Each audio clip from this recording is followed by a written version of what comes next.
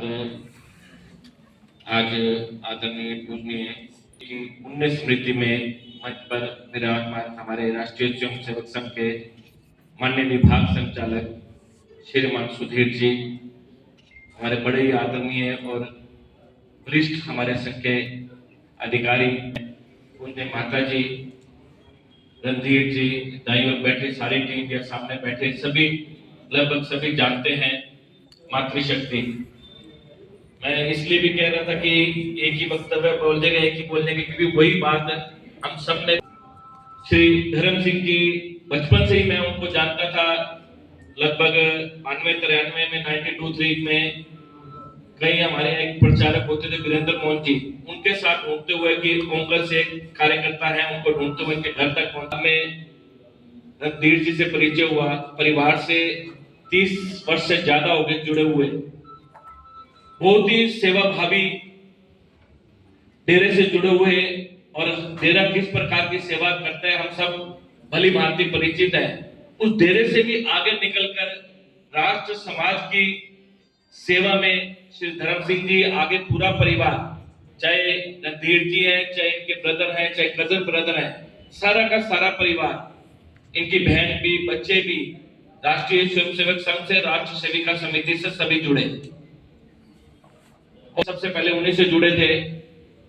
तो उन्होंने इस रक्तदान से आगे निकलकर एक बात कही थी कि जीते जीते रक्तदान, जाते जाते नेत्रदान।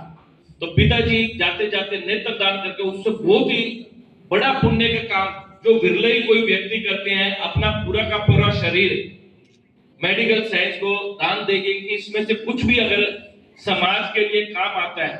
हम जीते जीते तो समाज के लिए जीते ही हैं, परंतु जाने के बाद भी कि मेरे शरीर से समाज के लिए कुछ भी अगर निकलता हो, समाज को कहीं भी कोई जरूरत हो, तो वो शरीर भी बहुत ही अच्छे परिवार।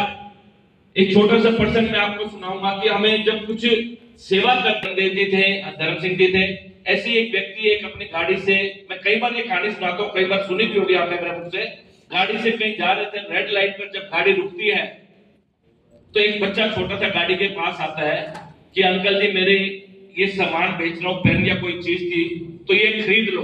बच्चा बेचते बेचते सड़क से थोड़ा उछल रहा होता है, वो गाड़ी वाला देखता है कि सड़क पे बच्चा नंगे पार खड़ा है, जून का महीना है, इतनी सड़क गर्म है, वो साथ साथ उछल भी रहा है और अपना सामान बेचने के लिए कह रहा है।